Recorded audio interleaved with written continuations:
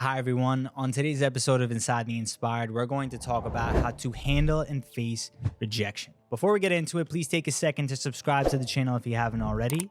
My name is Jonathan Cohen, and I'm the host of Inside the Inspired. On today's episode, as we talk about rejection, we're going to talk about how you can leverage rejection as fuel, view rejection as redirection, and start to take your life into your own hands instead of falling victim to your circumstances. Instead, you have to learn how to look at rejection as an opportunity to reframe your circumstances. We don't take life as we wished it was, but we take life as it is. And rejection is an awesome tool to leverage. Now, I'm speaking from experience when I say this. I've been rejected by colleges, law schools, business schools, jobs, and for better or worse, the list goes on. Even in social dynamics, spending time trying to fit in distracts you ultimately from the thing that you're trying to accomplish. And so when you view rejection as an opportunity, well, now you're playing a different game. Rejection is actually feedback. It shows you the direction that you can be going instead of the direction you thought you needed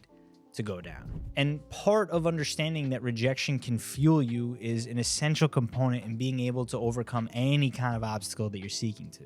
Rejection is part of your story. It's what allows you to take another step in the direction that you're seeking to use to improve. When you stop living for other people and you start living for yourself, you're leading a different kind of life. What matters most is the opinion that you have of yourself instead of being driven by what the opinion of a brand name or an individual actually does for you. It doesn't do anything. What matters is what you think of you.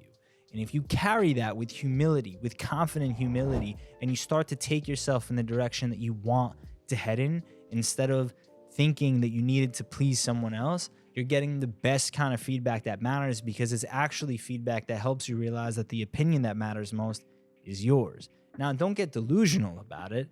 Again, that humility is extremely important. So when you look at rejection as a stepping stone for opportunity, you're playing a different game. So in order to take your life into your own hands, don't let rejection be the feedback that lets you spiral and cascade down into a life that you think you deserve.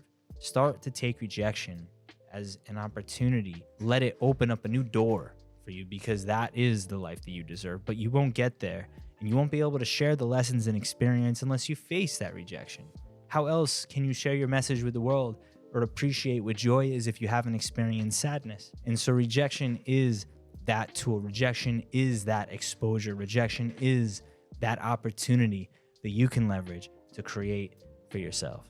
Thank you so much for tuning in to this episode of Inside the Inspired. If you got something out of this one, or you may have a friend that you think might get something out of this one, please take a second to share this video with someone that could benefit from the message that we're putting out there into the world.